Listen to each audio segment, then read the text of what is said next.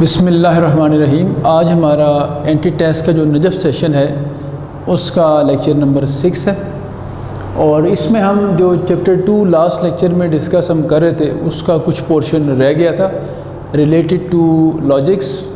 उसको आज हम कंप्लीट करते हैं। कुछ बेसिक इन्फॉर्मेशन थी जो आप तक पहुंचानी ज़रूरी थी, जिसमें हमारे पास कुछ टर्म्स यूज़ होती हैं वो आपने याद रखनी है और कुछ इन्फॉर्मेशन बेस्ड नॉलेज है वो आपने याद रखना है। कंसेप्चुअल काम ऑलमोस्ट हम सारा कर चुके थे उसमें। तो पहली बात आप ये याद रखें चैप्टर 2 के हवाले से कि इन P इम्प्लाइज़ Q, ये P इम्प्लाइज़ Q से आप फेमिलियर हैं कि ये असल में कंडीशनल है, मतलब P Q की तरफ इम्प्लाई कर रहा है, इम्प्लीकेशन है। इस इम्प्लीकेशन में कुछ इन्फॉर्मेशन आपने याद रखनी है कि जो इसका पहले वाला पार्ट होता है P, ये जो फर्स्ट पार्ट है इसको हम एंटीसीडेंट या हाइपोथेसिस कहते हैं।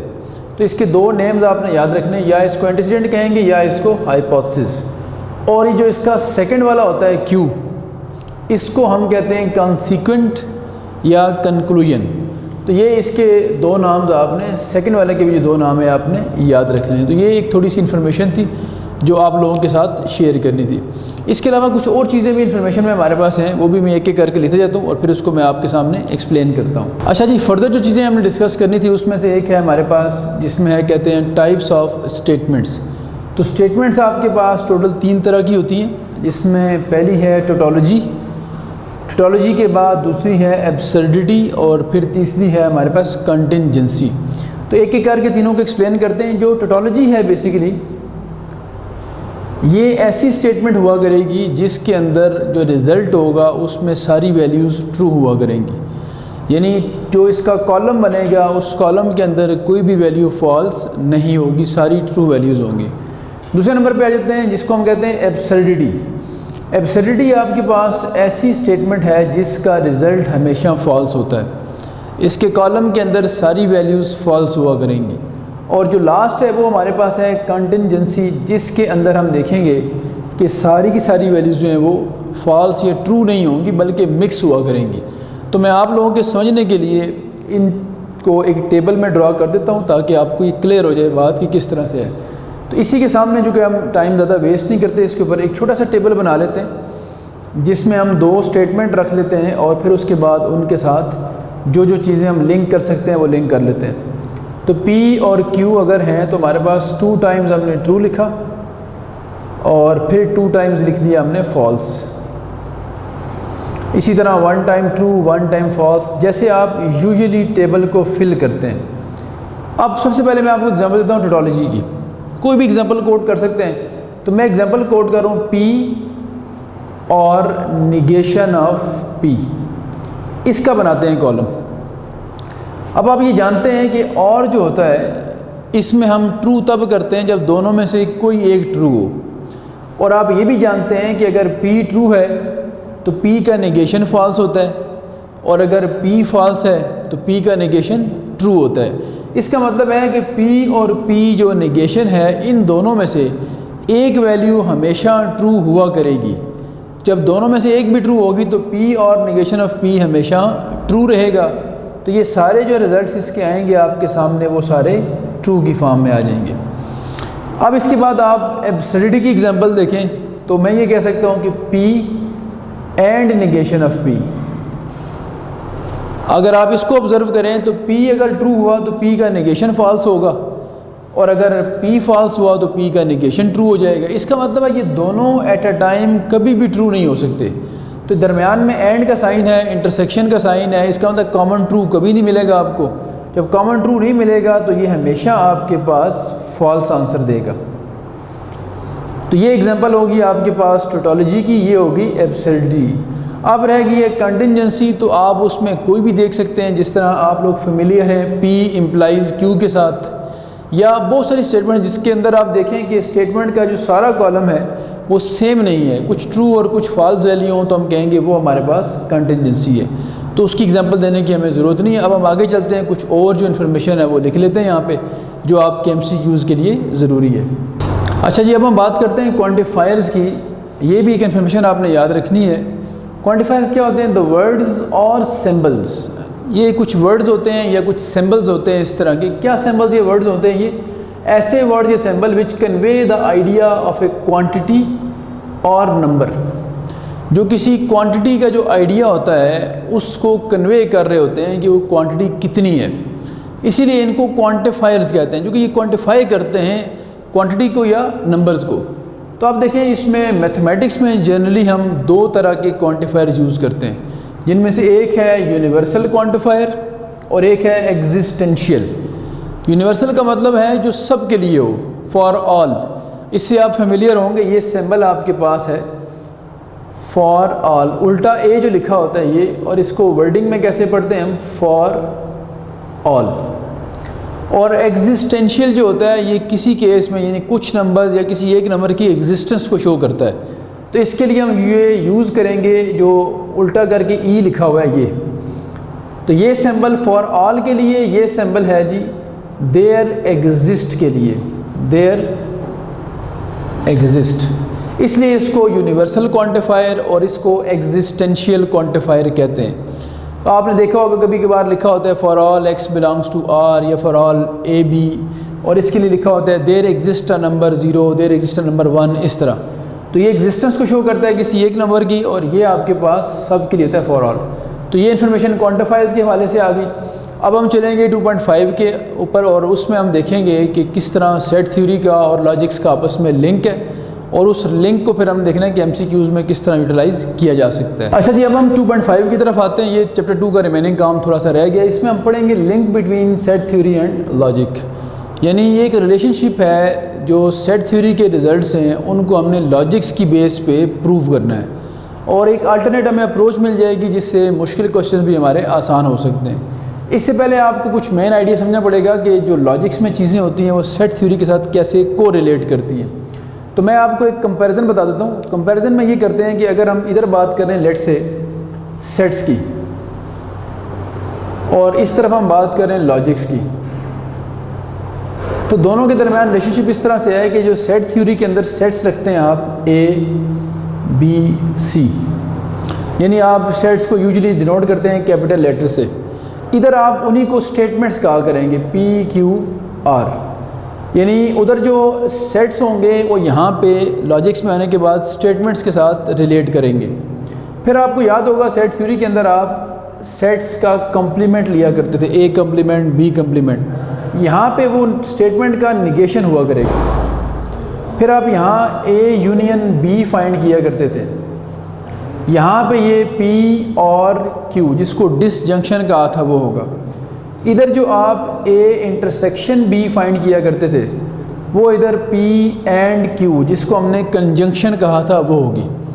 और फिर इसी तरह ये जो रिज़ल्ट्स आपने बनाए होंगे वो सारे के सारे इस फॉर्म में कन्वर्ट हो जाएंगे। तो मैं आपको एक लॉजिकल फॉर्म बताता हूँ ताकि आप लिखना सीख सकें चीज़ों को। तो हम डी मॉर्गन लॉ से आप लोग सारे फेमिलियर हैं, उसको हम देख लेते हैं।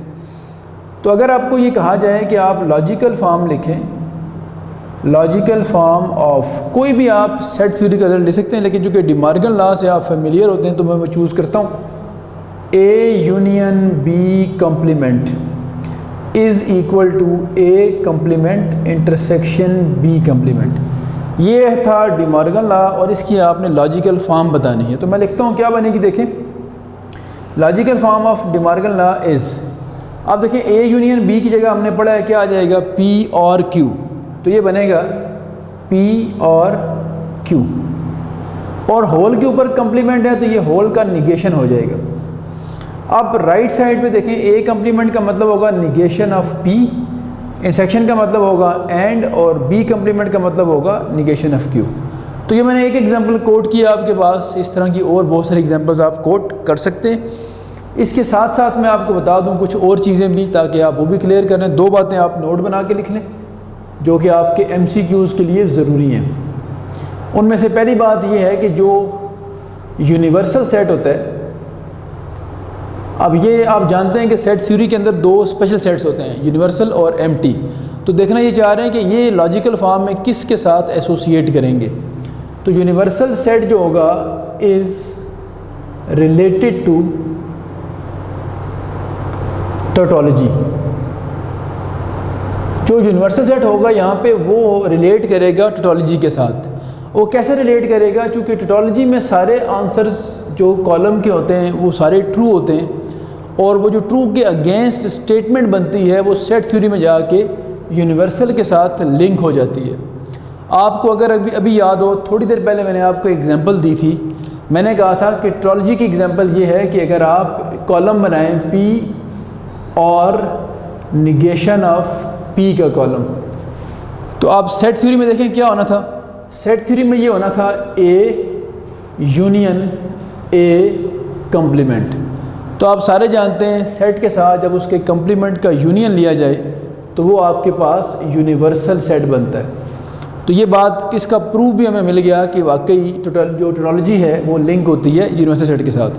इसी तरह दूसरा नोट आप ये लिख लें कि जो दूसरा स्पेशल सेट है हमारे पास, जिसको हम कहते हैं एम्प्टी सेट, ये जो है ये किससे रिलेट करेगा? तो एम्प्टी सेट जो होगा is related to absurdity.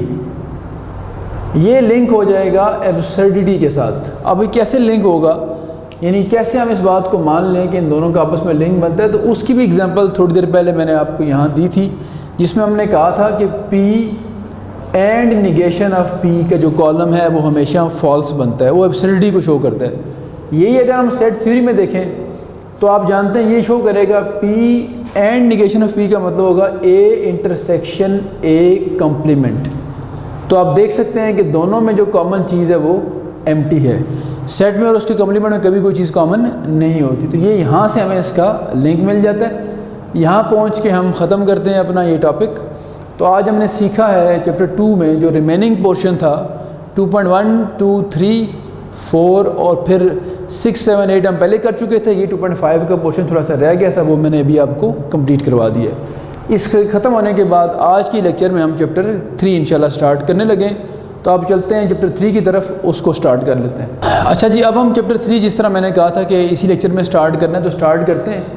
Chapter 3 जो आपका है इसका टाइटल है मैट्रिसेस एंड डिटर्मिनेंट्स। ओवरऑल पूरे चैप्टर में 5 एक्सरसाइजेज़ हैं और इन 5 एक्सरसाइजेज़ के अंदर हमने मैट्रिसेस और डिटर्मिनेंट्स को ही पढ़ना होगा और उसकी जो प्रॉपर्टीज़ हैं और जो यूज़ है वो सीखना होगा।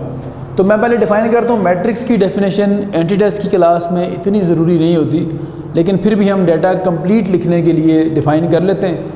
बेसिकली क्या होगा, अ रेक्टेंगुलर अरे of numbers enclosed bye a pair of brackets is called a matrix. यानी इसमें आपके पास एक ऐसी अरेंजमेंट होती है रेगुलर पैटर्न में नंबर्स की कि जिसको आपने इनक्लोज़ किया होता है ब्रैकेट्स के पेयर के अंदर, तो उसे हम कहते हैं वो मैट्रिक्स है। मैं कुछ एग्जांपल्स लिखता हूँ आपके सामने, उससे रेलेवेंट कुछ बातें हम फिर साथ पढ़ेंगे। अच्छा जी, मैंने कुछ एग्जांपल्स आप लोगों के सामने लिख दी हैं इसकी। इन एग्जांपल्स के अंदर अगर आप देखें तो मैंने 4 मुख्तलिफ़ किस्म की जो अरेंजमेंट्स हैं वो लिखी हैं और ब्रैकेट्स के पेयर के अंदर नंबर्स को मैंने इनक्लोज़ किया हुआ है। अब आप ये जो एरे का वर्ड होता है इसको समझें कि अरेंजमेंट और एरे में फ़र्क ये होता है कि एरे के अंदर अगर फर्स्ट लेयर में 3 एलिमेंट्स लिखे हुए हैं तो फिर हर लेयर में 3 एलिमेंट्स होने चाहिए। ऐसा ना हो कि इसमें 3 हैं और मैं ये रेज कर दूं और यहाँ 1 लिख दूं। है तो ये भी नंबर्स की अरेंजमेंट और ब्रैकेट्स के अंदर इनक्लोज भी हुई है, लेकिन ये मैट्रिक्स नहीं है, इसको सिर्फ अरेंजमेंट कहेंगे, एरे नहीं बोलेंगे। एरे बेसिकली क्या होता है, इसमें रेगुलर पैटर्न में नंबर्स की अरेंजमेंट हुई हो। तो यहाँ अगर इसी तरह से जो भी नंबर लिख लें, यहाँ लेट्स से 2 लिख दें, यहाँ -1 लिख दें, कुछ भी लिख सकते हैं आप। लेकिन अगर फर्स्ट लेयर में 3 तो सेकेंड लेयर में 3 और फर्स्ट कॉलम में 2 है तो फिर हर कॉलम में 2 होने चाहिए। अब अगली बात हम करते हैं मैट्रिक्स की ऑर्डर की। मैट्रिक्स का ऑर्डर क्या होता है बेसिकली? ऑर्डर बेसिकली मैट्रिक्स की डायमेंशंस बताता है हमें, यानी उसकी लेंथ और विड्थ बता रहा होता है हमें। तो यहाँ आप देखें इस मैट्रिक्स के अंदर 2 रोज़ हैं और 3 इसके कॉलम्स हैं। तो ऑर्डर में क्या होता है, रोज़ और कॉलम्स को आपने एक्सप्रेस करना होता है क्रॉस के सिंबल के साथ। तो इसको लिखा जाएगा 2/3 या इसको 2 × 3 कहेंगे हम। इसी तरह ये एक रो है और 3 कॉलम्स हैं हमारे पास, तो हम ये कहेंगे 1 × 3 इसका ऑर्डर है।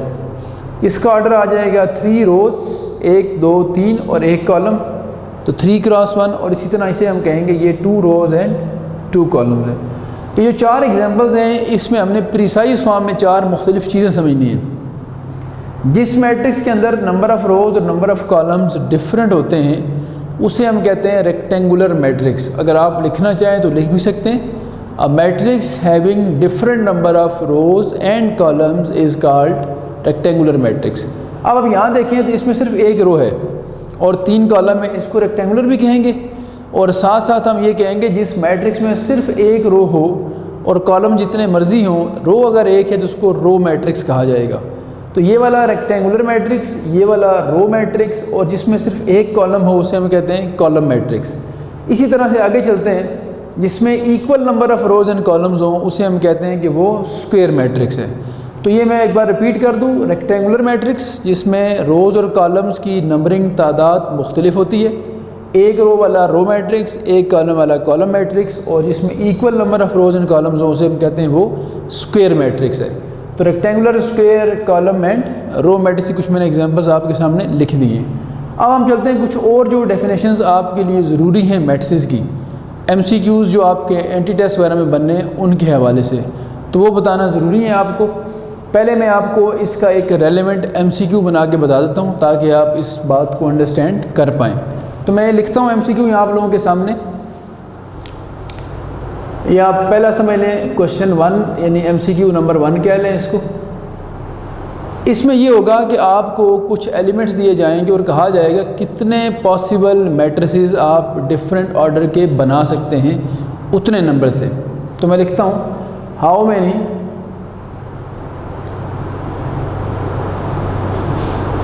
मैट्रिसेस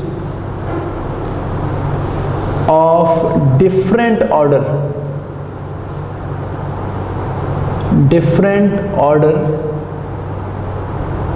can be made या can be formed from 6 elements। 6 different element से बताना यह है कि आप कितने डिफरेंट ऑर्डर के मैट्रिसेस बना सकते हैं।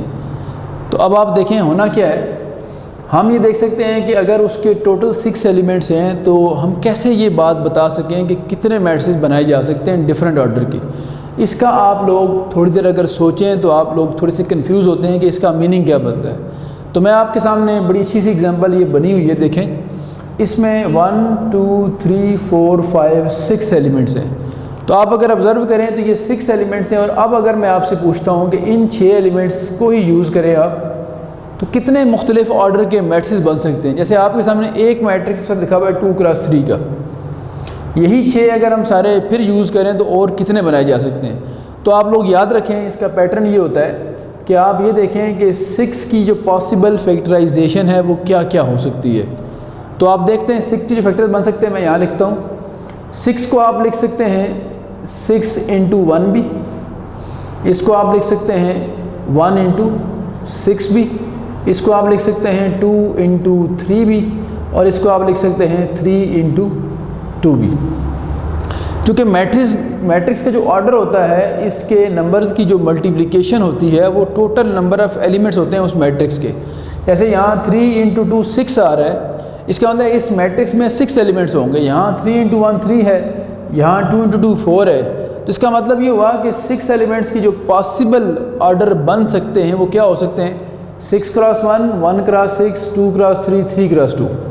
यानी ये 6 के 6 एलिमेंट यूज़ करें तो 4 मैट्रिक्स बन सकते हैं डिफरेंट ऑर्डर के। एक 6 × 1 का 6 रोज़ 1 कॉलम, 1 रो 6 कॉलम, 2 रोज़ 3 कॉलम्स, 3 रोज़ 2 कॉलम्स।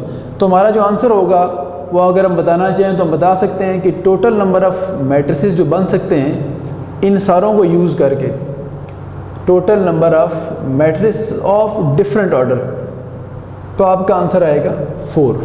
तो ये इस तरह ऑर्डर से रिलेटेड ये MCQ आपका एंटी टेस्ट में आ सकता है।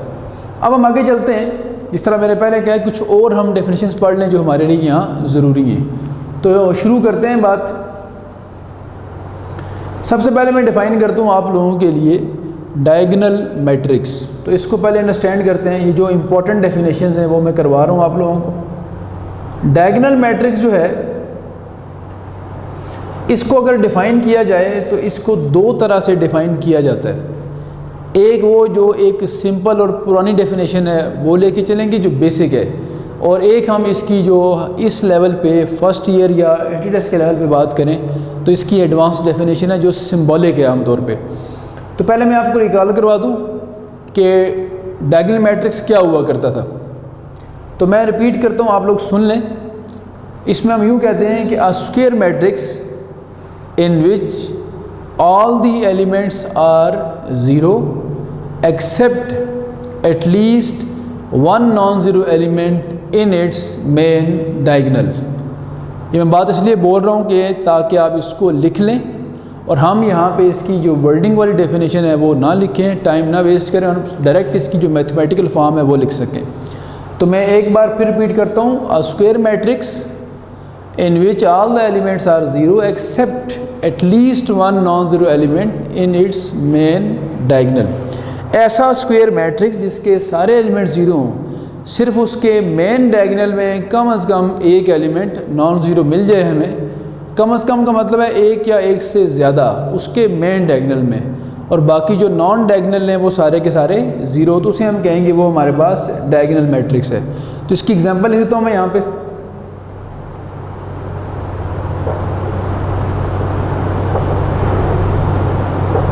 तो 3 इसकी एग्जांपल्स मैं यहाँ कोट करता हूँ ताकि ये बात पूरी तरह आप लोगों को क्लियर हो जाए। पहले वाले में लिख लेते हैं 3 0 0 0 4 0 0 0 7। एक हम लिखते हैं 0 0 0 0 2 0 और 0 0 1, और एक हम लिखते हैं जिसमें ये भी 0 कर दें, ये भी 0 कर दें, और 0 0 यहाँ एक एलिमेंट 4 लिख दें। अब आप इन तीनों को ऑब्ज़र्व करें तो तीनों का जो डायगोनल है, बाकी डायगोनल के अलावा नॉन डायगोनल एलिमेंट सारे ज़ीरो हैं, और डायगोनल के अंदर इसमें तीनों नॉन ज़ीरो हैं, इसमें 2 नॉन ज़ीरो हैं, और इसमें सिर्फ एक नॉन ज़ीरो है। तो किसका मतलब है इन तीनों के अंदर at least one non zero element है डायगोनल के अंदर, मेन डायगोनल के अंदर। तो ये सारे के सारे जो मैट्रिसेस हैं ये डायगोनल मैट्रिसेस ही बन रहे हैं। तो अगर आपका MCQ बने तो हो सकता है लिखा हुआ है कि which of the following is a diagonal matrix, और ये 4 आपके पास ऑप्शन, 3 ऑप्शन ये हों और 4th ऑप्शन आपके पास हो ऑल ऑफ दीज वाला। तो आपने ऑल ऑफ दीज वाला ऑप्शन चूज़ करना है। लेकिन जी ये तो थी इसकी सिंपल डेफिनेशन। अब हम आते हैं इसकी जो सेकंड टाइप, डायगोनल की जो फर्दर टाइप कह लें उसको आप, वो पढ़ लेते हैं, और वो हमारे पास होती है स्केलर मैट्रिक्स। स्केलर मैट्रिक्स जो है ये डायगोनल मैट्रिक्स का, ये समझ लें कि एक स्पेशल केस है। डायगोनल मैट्रिक्स के अंदर तो सिर्फ डायगोनल के अंदर एलिमेंट्स होते हैं, और वो डिफरेंट भी हो सकते हैं, सेम भी हो सकते हैं। लेकिन अगर कोई ऐसा डायगोनल मैट्रिक्स हो जिसके डायगोनल के सारे एलिमेंट सेम हों तो उसे कहते हैं वो स्केलर मैट्रिक्स है। तो इसको यूँ डिफ़ाइन करेंगे, आप अपने पास लिख लीजिएगा, a diagonal matrix in which all the diagonal elements are same is called scalar matrix. यानी पहली बात तो ये कि वो डायगोनल होगा, और ऐसा डायगोनल होगा जिसके डायगोनल के सारे एलिमेंट्स सेम होंगे, और डेफिनेटली नॉन ज़ीरो भी होंगे। तो इसकी एक एग्जांपल काफ़ी है आप लोगों के लिए। जैसे मैं कहता हूँ 3 0 0 0 3 0 0 0 3। तो ये जो एग्जांपल हमने कोड की है यहाँ पे, ये है आपके पास स्केलर मैट्रिक्स की एग्जांपल, और डायगोनल के सारे एलिमेंट इसमें सेम रखें, 3 4 5, कोई भी नॉन ज़ीरो नंबर आप रख सकते हैं। फिर फर्दर इसी की चेन अगर आगे लेके चलें तो एक बड़ा स्पेशल मैट्रिक्स आता है जिसको हम कहते हैं यूनिट मैट्रिक्स। यूनिट वैसे भी आप जानते हैं यूनिट का मीनिंग 1 होता है, तो यूनिटी 1 को कहते हैं। तो यूनिट का मतलब जिसके डायगोनल में 1 लिखा हुआ हो। तो आप यूँ समझ लें कि ये डायगोनल मैट्रिक्स का एक स्पेशल केस है जिसमें डायगोनल के सारे एलिमेंट 1 के इक्वल होंगे। तो ये तीनों इंटरलिंक हो गए। डायगोनल में सारे डिफरेंट भी हो सकते हैं, जबकि स्केलर में सारे सेम होंगे, और यूनिट में वो जो सारे सेम होंगे वो एग्जैक्टली 1 के इक्वल होंगे। तो इसको भी डिफाइन कर लेते हैं। इसको हम यूँ कहेंगे, a diagonal matrix in which all the diagonal elements are equal to 1। तो यहाँ इसकी एग्जांपल भी एक कोड कर देता हूँ मैं, 1 0 0 1। ये 2 क्रॉस 2 की एग्जांपल है। इस तरह 3 क्रॉस 3 की आप लेके यहाँ 1 लिख सकते हैं, तो उसकी एग्जांपल बन जाएगी। इसका एक और नाम भी होता है, इसको हम identity matrix with respect to multiplication भी कहते हैं मैट्रिक्स के अंदर। तो ये 3 डेफिनेशंस थी, और कुछ और डेफिनेशंस भी हैं जो इसके साथ लिंक हैं। उनसे पहले मैं चाहता हूँ कि आपको जो एडवांस फॉर्म है उसका कुछ उसकी थोड़ी सी बेस समझाई जा सके, तो वो कर लेते हैं थोड़ा सा काम। अच्छा जी, अब हम बात कर रहे हैं कि जिस तरह हमने कहा डायगोनल मैट्रिक्स, स्केलर और यूनिट को हमने डिफ़ाइन किया वर्डिंग में, एक एक एग्जांपल कोड की। अब इसकी एडवांस फॉर्म हम पढ़ने लगे। एडवांस फॉर्म से पहले आप सारे जानते हैं कि मैट्रिक्स को लिखने के दो तरीके होते हैं। ये मैट्रिक्स की शॉर्ट फॉर्म कहलाती है, इसको टेंसर फॉर्म भी कहते हैं। इसमें हमने प्रिसाइज फॉर्म में लिखना होता है। ए आई जे उस मैट्रिक्स के हर एलिमेंट का रिप्रेजेंटेटिव होता है, और यहाँ सब स्क्रिप्ट्स के अंदर ऑर्डर लिखा होता है 3x3 या जो भी ऑर्डर गिवन होगा। आई और जे इंडिसेस होते हैं, इनके ऊपर वेरिएशन होती है। आई रोज़ की वेरिएशन को शो करता है और जे कॉलम्स की वेरिएशन को शो करता है। तो 3x3 का मतलब है कि it has 3 rows and 3 columns. I भी वेरी करेगा 1 से 3 तक, जे भी वेरी करेगा 1 से 3 तक। और फिर जब हम इसको लिखना शुरू करते हैं तो हम लिखते हैं आई और जे की जगह हम बारी बारी 1 2 3 पुट करते हैं, तो हमारे पास 9 एलिमेंट्स नज़र आते हैं। A11, A12, A13।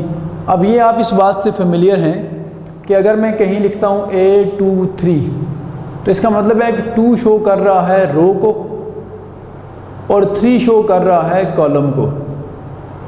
तो इसका मतलब है ये A23 ऐसा एलिमेंट है जो सेकेंड रो और थर्ड कॉलम में है। ये नज़र आ रहा होगा आपको, ये जो सेकेंड रो और थर्ड कॉलम में है। तो ये तो मैट्रिक्स की जो लिखने की टाइप है वो थी। हम ये देख रहे हैं कि इनको कैसे हमने एडवांस फॉर्म की डेफिनेशन में कन्वर्ट करना है। तो अब आप ये करें कि पूरे मैट्रिक्स को अगर ऑब्ज़र्व करें तो आपको 3 तरह के एलिमेंट्स यहाँ लिखे हुए नज़र आएंगे। नंबर 1 वो जिनके दोनों इंडिसेस सेम हैं। जैसे आप अगर ऑब्ज़र्व करें डायगोनल को, तो डायगोनल के अंदर आप देख सकते हैं कि जो जो एलिमेंट आपको नज़र आ रहा है इसके दोनों इंडिसेस सेम है। A11, 22, 33। 11 का मतलब जिसमें first row first column, second row second column, third row third column. तो अगर हमें सिंबॉलिक वे से शॉर्ट फॉर्म में, जिस तरह हमने मैट्रिक्स शॉर्ट फॉर्म में लिखा हुआ है, अगर डायगोनल को शॉर्ट फॉर्म में डिस्क्राइब करना हो तो वो कैसे होगा वो देख लेते हैं। डायगोनल शॉर्ट फॉर्म में डिस्क्राइब करें तो हम सिर्फ इतना कहेंगे कि डायगोनल में कौन से एलिमेंट्स होंगे, ए आई जे, वो वाले ए आई जे होंगे जिनके लिए सच दैट, एस टी का मतलब सच दैट हो गया, such that I is equal to J. इसका मतलब है डायगोनल में वो वाले एलिमेंट्स होंगे जिसमें आई और जे आपस में इक्वल होंगे, यानी दोनों इंडिसेस आपस में सेम होंगे। तो अब हमें बजाय डायगोनल लिखने के अगर सिंबॉलिकली सिर्फ इतनी सी बात लिख दी जाए कि all those A I J for which I is equal to J, तो ये इसका मतलब है वो सारे एलिमेंट होंगे जो डायगोनल में आ रहे हैं। अब हम आते हैं मैट्रिक्स के अपर पार्ट की तरफ। हम कैटेगराइज कर रहे हैं ताकि हम इन 3 डेफिनेशंस को एडवांस फॉर्म में पढ़ सकें। तो अब आप देखें ज़रा कि जो अपर पार्ट है डायगोनल का, इसमें A12, A13 और A23 है। A12, A13 और A23 में एक बात कॉमन है कि इन तीनों के अंदर जो फर्स्ट इंडेक्स है वो सेकंड इंडेक्स से लेस है। जैसे देखें यहाँ पे, यानी i लेस देन j है, 1 लेस है 2 से, 1 लेस है 3 से और 2 लेस है 3 से। और अगर हम लोअर पार्ट की बात करें तो उसका जो फर्स्ट इंडेक्स 2 1 में 2 ग्रेटर है, 3 1 में 3 ग्रेटर है और 3 2 में 3 ग्रेटर है। तो अपर पार्ट की ये ख़ास बात है कि उसका i j से लेस है। तो मैं यहाँ लिखता हूँ upper part contains all those A I J's such that I is less than j, and lower part contains all those elements, lower part में वो सारे elements हैं aij such that I is greater than j। तो ये symbolically हमने diagonal, अपर और lower part तीनों को यहाँ डिस्क्राइब कर दिए। अब i लेस देन j हो या ग्रेटर देन j हो, जब इन दोनों को हम कंबाइन करते हैं तो हम कहते हैं i is not equal to j. Less हो तभी नॉट इक्वल, ग्रेटर हो तभी नॉट इक्वल। और अपर और लोअर पार्ट को हम अगर कहें तो हम कह सकते हैं ये है नॉन डायगोनल पार्ट मैट्रिक्स का, नॉन डायगोनल पार्ट, यानी जो या तो अपर पार्ट होगा या लोअर पार्ट होगा। अगर ये चीज़ें आपको क्लियर हो गई हैं तो अब ये जो डेफिनेशंस थी डायगोनल की, स्केलर की और यूनिट की, ये आप एडवांस फॉर्म में भी सीख लेंगे। तो मैं आपको बताता हूँ लिख के भी। अब वो जो बात हम कर रहे थे, हम अब इन्हीं जो सिंबॉलिक रिप्रेजेंटेशंस हैं उनकी बेस पे डायगोनल मैट्रिक्स को दोबारा डिफ़ाइन करते हैं। ये वर्डिंग वाली फॉर्म थी और एग्जांपल भी। अब इसी डायगोनल मैट्रिक्स को मैं डिफ़ाइन करने लगा हूँ सिंबॉलिकली, जो एडवांस फॉर्म है इसकी। तो हम ये कहते हैं स्क्वायर मैट्रिक्स ए इन विच, ऐसा स्क्वायर मैट्रिक्स जिसमें क्या हो, जिसमें ए I J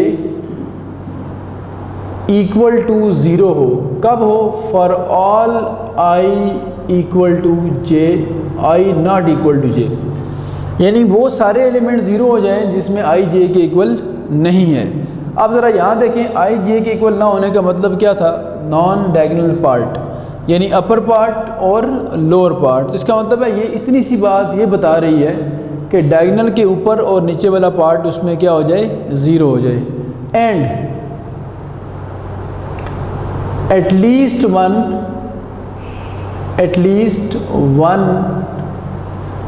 aij is not equal to 0 for all I equal to j। अब इस बात का मतलब क्या हुआ कि हम ये कह रहे हैं कि बाकी तो सारे 0 हो जाएं, लेकिन एटलीस्ट कम अज़ कम एक element A I J non zero हो। कब? जब आई जे के इक्वल हो। इसके अंदर आई जे के इक्वल का मतलब है डायगोनल की बात हो रही है, इन सारों की। तो इन सारों में से कम से कम एक एलिमेंट ऐसा होना चाहिए जो 0 ना हो, और बाकी अपर और लोअर पार्ट 0 हो जाए, तो हम ये कहेंगे ये डायगोनल मैट्रिक्स है। अब इसी बेस पे हम आगे चलते हैं स्केलर की तरफ। तो अगर मैं इसी तरह सिंबॉलिकली स्केलर मैट्रिक्स को डिफ़ाइन करूँ तो मैं यूँ डिफ़ाइन करूँगा, जैसे आपके सामने ये लिखा था कि इसमें सेम डायगोनल की तरह का ही काम है, सिर्फ फ़र्क ये है कि डायगोनल के सारे एलिमेंट किसी नॉन ज़ीरो नंबर के बराबर होंगे और सारे सेम होंगे। तो बाकी बातें वैसे ही चलेंगी। मैं ज़रा प्रिसाइज बात लिखता हूँ कि इसमें क्या होना है, स्केलर मैट्रिक्स के अंदर वो सारे ए आई जे 0 होंगे जिसमें आई जे के इक्वल नहीं है। यानी ये वाली बात तो कॉमन हो गई जो हम पहले भी कह चुके हैं, क्योंकि डायगोनल में, स्केलर में और यूनिट में ये कॉमन बात होती है कि नॉन डायगोनल एलिमेंट 0 होते हैं। फर्दर मोर यहाँ कहा था एटलीस्ट, हमने डायगोनल में एटलीस्ट एक एलिमेंट ऐसा होता है जो नॉन ज़ीरो हो, जबकि स्केलर में वो सारे के सारे नॉन ज़ीरो होते हैं और वो किसी सेम नंबर के बराबर होते हैं। तो मैं लिखता हूँ एंड, बजाय एटलीस्ट लिखने का हम लिखेंगे A I J is equal to some constant that is non zero. तो वो सारे किसी नॉन ज़ीरो कांस्टेंट के बराबर हो, जैसे यहाँ सारे 3 के बराबर हैं, तो ये के यहाँ पे 3 के इक्वल है। तो ये हो गई स्केलर मैट्रिक्स की प्रीसाइज फॉर्म। अब हम आते हैं आखिरी जो रह गया यूनिट मैट्रिक्स। तो अब आप ख़ुद इस काबिल हो गए होंगे कि सोच सकते हैं कि यूनिट में क्या चेंज आएगा। तो ये मैंने अरेज इसलिए नहीं की ताकि आपको ये बातें दोनों का आपस में जो को रिलेशन है वो बताया जा सके। तो मैं लिखता हूँ यहाँ पे यूनिट मैट्रिक्स, और देखते हैं कि इसमें कितना कोई चेंज हमें करना पड़ेगा। तो मैं यहाँ पे यूनिट मैट्रिक्स है उसको डिफ़ाइन करने के लिए लिखूँगा कि इसमें सिर्फ वो जो सेम एलिमेंट थे वो सारे 1 कर देने आपने। तो देखें वही सेम, अगर मैं यहाँ यूँ लिखूँ कि if A I J equal to 0, ये वाली बात same, for all I not equal to J, और साथ में कहूँगा and A I J equal to 1, और कंडीशन क्या होगी, व्हेन या for all I equal to J. यहाँ भी हम कहेंगे for all I equal to जे।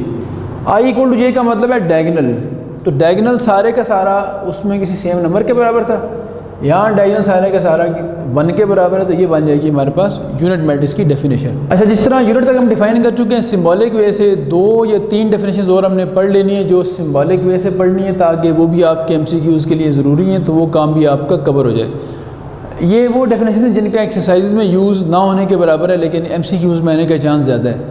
उनमें से हम पहले बात करते हैं ट्रायंगुलर मैट्रिसेस में से जो कैटेगरीज़ हैं उनकी। तो पहले मैं लिखता हूँ यहाँ पे आपके सामने lower triangular matrix, lower triangular matrix. Lower triangular matrix जो है ये ऐसा मैट्रिक्स होता है जिसके डायगोनल के ऊपर वाला सारा पार्ट यानी अपर पार्ट सारे का सारा 0 हो जाए। जैसे ये लिखा है आपके सामने, इसका ये जो अपर पार्ट है A12, A13, A23, जिसको हमने यहाँ कहा था वो वाले एलिमेंट्स जिनमें आई जे से लेस हो। तो अगर किसी मैट्रिक्स में डायगोनल का जो अपर पार्ट है ये सारे का सारा क्या हो जाए, 0 हो जाए, और मैट्रिक्स स्क्वायर मैट्रिक्स हो, स्क्वायर होना भी ज़रूरी है। तो हम ये कहते हैं कि इसके लोअर साइड पे एक ट्रायंगल बन जाती है जिसको हम कहते हैं लोअर ट्रायंगुलर मैट्रिक्स। तो इसको बड़ा प्रिसाइज वर्डिंग में कैसे लिखेंगे हम कि ऐसा स्क्वायर मैट्रिक्स जिसके अंदर क्या होना चाहिए, इफ़ ए आई जे, वो वाले ए आई जे ज़ीरो हो जाएं, जो कौन से ए आई जे ज़ीरो हो जाएं, जिनमें आई जे से for all I less than J, जिनमें आई जे से लेस हो। आई जे से लेस का मतलब है जो अपर पार्ट है। तो इस सिर्फ इतनी सी बात लिखने से हमें लोअर ट्रायंगुलर की जो डेफिनेशन है वो मिल जाती है और उसका आइडिया हमें क्लियर हो जाता है। अब हम आते हैं अपर ट्रायंगुलर पे। जिस तरह हमने लोअर ट्रायंगुलर को डिफ़ाइन किया है बिल्कुल वैसे ही इन्हीं लाइंस के ऊपर हम डिफ़ाइन करते हैं अपर ट्रायंगुलर मैट्रिक्स को भी। जैसे हमने वहाँ कहा था कि जिस मैट्रिक्स का लोअर ट्रायंगुलर में मैट्रिक्स का अपर पार्ट ज़ीरो हो जाता है, इसी तरह अपर ट्रायंगुलर मैट्रिक्स वो हुआ करेगा जिसमें डायगोनल से नीचे वाले एलिमेंट ज़ीरो हो जाएं, यानी लोअर साइड 1, 2 ये 3 एलिमेंट ज़ीरो हो जाएंगे तो हम कहेंगे ये अपर ट्रायंगुलर है। तो ये जो तीनों एलिमेंट्स ये वाले हैं ये असल में डायगोनल का लोअर पार्ट है। तो लोअर पार्ट में आई जे से क्या होता है ग्रेटर, तो हम यूँ लिखेंगे कि if A I J equal to 0 for all I greater than J. अब मैं ज़रा बात को प्रिसाइज़ करता हूँ कि ऐसा मैट्रिक्स जिसमें लोअर पार्ट ज़ीरो हो उसे हम अपर ट्रायंगुलर कहते हैं और जिसमें अपर पार्ट ज़ीरो उसको हम लोअर ट्रायंगुलर कहते हैं। ठीक हो की बात भी। और आखिर की हम बात दें कि एक नोट बना के लिख लेते हैं कि जिसमें दोनों पार्ट ज़ीरो अपर भी और लोअर भी। जैसे ये देखें आप, अगर मैं इन तीनों को ज़ीरो कर दूं तो ऐसे को हम कहेंगे कि अपर ट्रायंगुलर भी है और लोअर भी है। तो जो दोनों हो a matrix which is both upper and lower triangular matrix is called a triangular matrix. उसको सिंपली ट्रायंगुलर कह देंगे, अपर लोअर की बात फिर हम नहीं करेंगे। तो मैं लिखता हूँ ये बात, a matrix which is both upper and lower triangular is called a triangular matrix, is called a triangular matrix। तो यहाँ ये जो डेफिनेशंस थी सिंबॉलिक वे वाली वो हमारी कंप्लीट होती हैं। अब हम चलते हैं नेक्स्ट टॉपिक की तरफ। अच्छा, अब हम बात करते हैं मैट्रिक्स के ऊपर जो ऑपरेशंस डिफाइंड है उनकी। तो मैट्रिक्स में जो ऑपरेशन डिफाइन हो सकते हैं वो एडिशन है, सब्ट्रैक्शन है और मल्टीप्लिकेशन है। डिवीजन मैट्रिक्स अलजेब्रा में अलाउ नहीं होती, तो आप मैट्रिक्स को ऐड, सब्ट्रैक्ट और मल्टीप्लाई कर सकते हैं और वो भी सर्टेन कंडीशन में। वो कंडीशन क्या होंगी वो मैं यहाँ लिख देता हूँ। तो बड़ा प्रिसाइज बात करते हैं हम कि अगर हम ये कहते हैं कि ए में और बी ऐड करने हैं या सब्ट्रैक्ट करने हैं तो दो मैट्रिक्स का सम और डिफरेंस कब पॉसिबल होगा। a plus b, a minus b is defined कब होगा ऐसा, if order of a is equal to order of b। यानी एडिशन तब पॉसिबल होता है जब दोनों मैट्रिक्स का ऑर्डर सेम हो, एडिशन भी और सब्ट्रैक्शन भी। मल्टीप्लिकेशन का रूल थोड़ा सा डिफरेंट है, तो हम यूँ कहेंगे the product a into B is defined if, यानी a और b का जो प्रोडक्ट है वो कब डिफाइंड होगा, इफ़ इसका एक रूल है कि लेफ़्ट वाले के कॉलम देखने होते हैं number of columns of a equal होने चाहिए number of rows of b. Left वाले के कॉलम और राइट वाले की रोज़ बराबर हों, इसीलिए हम इसको कहते हैं अपने समझने के लिए इसको हम CR रूल कहते होते हैं। तो CR रूल बेसिकली क्या है, CR का मतलब है C फॉर कॉलम और R फॉर रोज़। तो C लेफ़्ट पे है तो लेफ़्ट वाले की कॉलम देखें और आर राइट पे है तो राइट वाले की रोज़ देखें, अगर ये इक्वल हैं तो इनकी मल्टीप्लिकेशन पॉसिबल है। अब कुछ एमसीक्यूज़ कर लेते हैं जो मल्टीप्लिकेशन से रिलेटेड हों। तो शुरू करते हैं। सबसे पहले एक आप लोग जिससे कंफ्यूज हो रहे होते हैं और एमसीक्यू पढ़ के फ़ौरन आंसर की तरफ जाते हैं, उससे बचना है आप लोगों ने। मैं एक क्वेश्चन लिखता हूँ आपकी सिर्फ ब्रेनस्टॉर्मिंग के लिए, ताकि आपका माइंड इस तरफ सोचे कि ये गलती पेपर में नहीं करनी हमने। तो मैं लिखता हूँ क्वेश्चन एक, ये एक एमसीक्यू है आपका। हम ये कहेंगे कि इफ़ एक मैट्रिक्स जिसका ऑर्डर है 3x2 और बी का ऑर्डर लेट से कहते हैं 2x3 है, तो आपसे ये कहा जाए then what is the order of a plus B का ऑर्डर क्या होगा। तो अब ऑप्शन में लिखता हूँ आप लोगों के लिए। पहला ऑप्शन हम लिख लेते हैं 3x3, दूसरा ऑप्शन हम लिख लेते हैं 2x2, तीसरा ऑप्शन हम लिख लेते हैं इसमें 3x2 और एक ऑप्शन हम डी लिख लेते हैं कि जिसमें हम कहते हैं कि इनमें से कोई आंसर नहीं है। अब स्टूडेंट्स यूजुअली क्या सोच रहे होते हैं, जल्दी में उनसे गलती होती है कि वो अपने माइंड में मल्टीप्लिकेशन का आइडिया सोच रहे होते हैं, फ़ौरन वो 3x3 आंसर कर देते हैं या 2x2 आंसर कर देते हैं। हालांकि आप ये देखें कि a प्लस बी का ऑर्डर उस वक्त पता लग सकता है जब a प्लस बी फाइंड हो सके, जबकि हमने पढ़ा हुआ है कि a प्लस बी तो उसी वक्त डिफाइंड होगा जब दोनों का ऑर्डर सेम होगा। तो इन दोनों का तो ऑर्डर ही डिफरेंट है, इसका मतलब है कि इनको तो आप ऐड ही नहीं कर सकते। जब एडिशन पॉसिबल नहीं है तो फिर ऑर्डर की कोई सेंस नहीं बनती। तो यहाँ हम नन ऑफ दीज वाला ऑप्शन चूज़ कर लेंगे कि इनमें से कोई ऑप्शन नहीं हो सकता, या नॉट पॉसिबल लिख देंगे। तो ये नॉट पॉसिबल भी लिखता हूँ, या यहाँ पे नन ऑफ दीज भी हो सकता है, या लिखा होता है कैन नॉट बी डिटरमिन्ड। तो ये वाला हमारा करेक्ट ऑप्शन होगा। इसी तरह से एक हम जो मल्टीप्लिकेशन है उससे रेलेवेंट एमसीक्यू बना लेते हैं ताकि वो वाला आइडिया भी आपको क्लियर हो जाए। अच्छा जी, ये एक और मैंने एमसीक्यू रखा है इसमें, जिसमें हमने बताना है कि ए अगर 3x2 हो, बी 2x4 हो, तो फिर क्या ऑर्डर होगा a इंटू बी का, यानी ये प्रोडक्ट का ऑर्डर क्या बनेगा। तो सबसे पहले ये इंश्योर कर लें कि क्या प्रोडक्ट डिफाइंड भी है या नहीं, यानी पॉसिबल है या नहीं। तो बड़ा आसान सा काम है, लेफ़्ट वाले के कॉलम्स 2 हैं, राइट वाले की रोज़ भी 2 हैं, तो इसका मतलब मल्टीप्लिकेशन डिफाइंड है, पॉसिबल है। अब रही बात ऑर्डर की, तो मैं आपको एक्सप्लेन कर देता हूँ।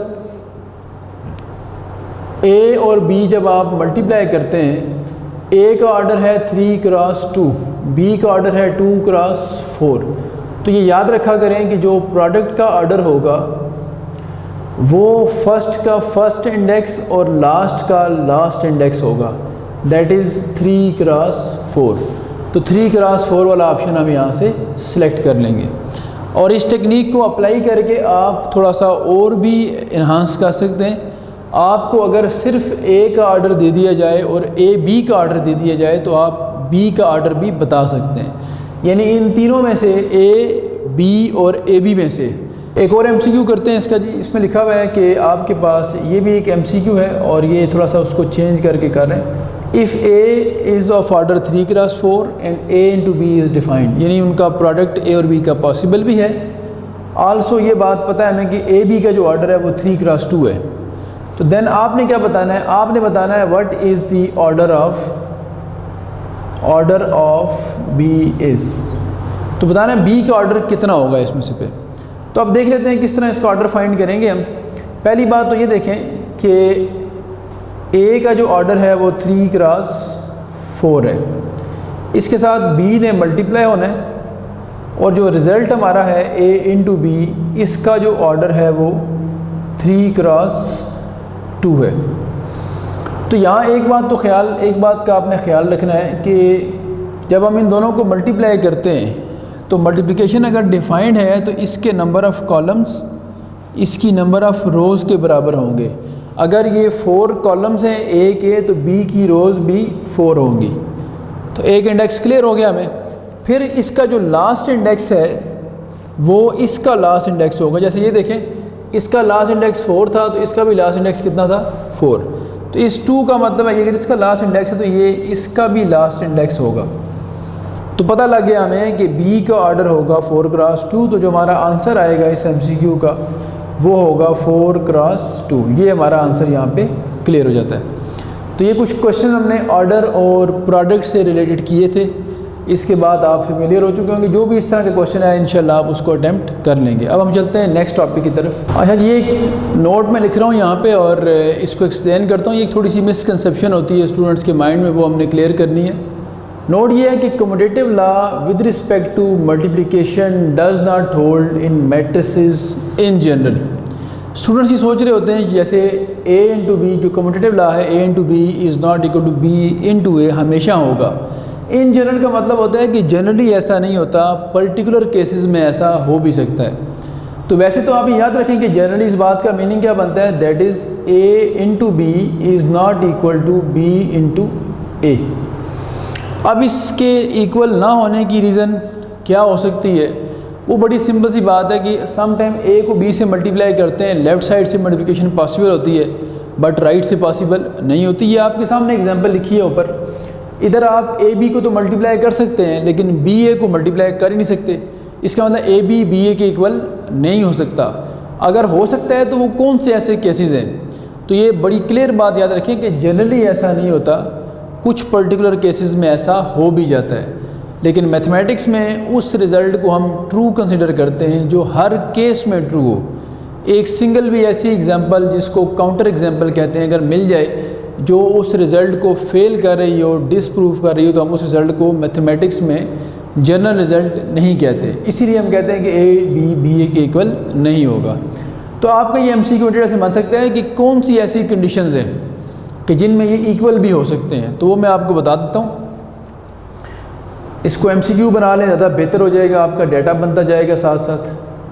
तो MCQs में आप इसको यूँ बना लें कि under what condition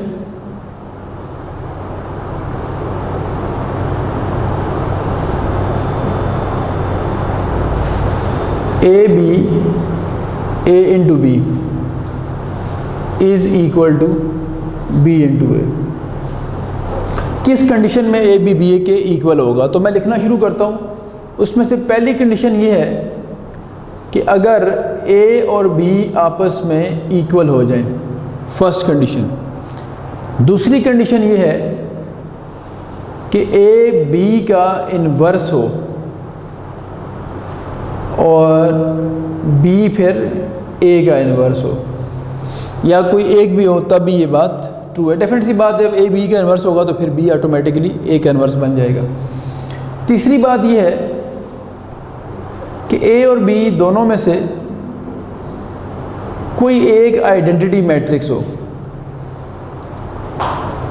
either a और बी इज़ आइडेंटिटी मैट्रिक्स,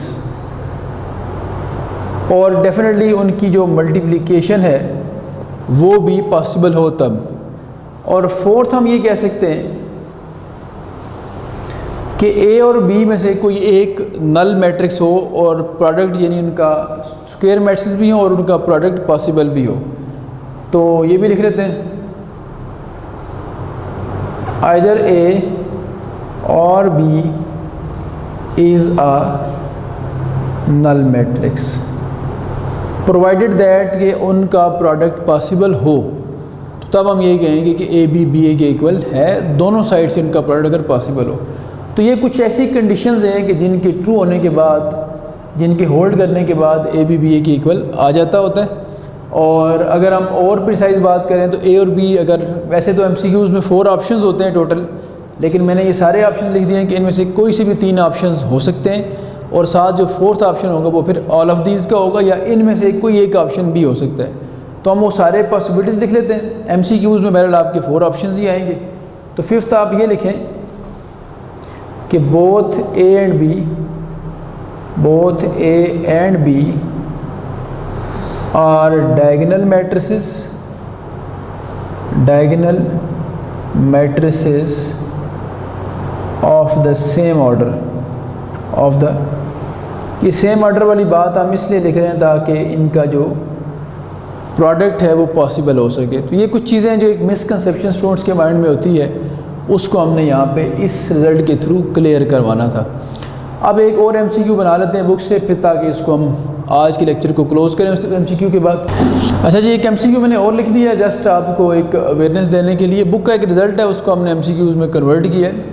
वो ये है कि if a and b are square matrices of the same order, square भी हैं, सेम ऑर्डर के भी हैं, यानी उनका एडिशन भी पॉसिबल है और सब्ट्रैक्शन भी पॉसिबल है, तो आपने और इसके साथ साथ उनकी मल्टीप्लिकेशन भी पॉसिबल है, तो आपने बताना कि कौन सी बात इसमें से ट्रू है। ये भी हो सकता है कि वो ये पूछ ले कौन सी बात ट्रू नहीं है। तो आप देखिए पहली जो बात है, a प्लस बी का whole square A square plus 2ab plus B square के बराबर होता तो है, लेकिन नंबर्स में होता है, और उसकी रीज़न ये होती है कि नंबर्स में ए बी बी ए के बराबर होता है, यानी कम्यूटेटिव प्रॉपर्टी नंबर्स की मल्टीप्लिकेशन में होल्ड करती है। बट हमने पढ़ा कि जनरली मैट्रिसेस की मल्टीप्लिकेशन में होल्ड नहीं करती, तो पहले वाले ऑप्शन को फिर हम ट्रू नहीं कह सकते, क्योंकि 2ab बनता ही ए बी और बी ए को ऐड होने से है।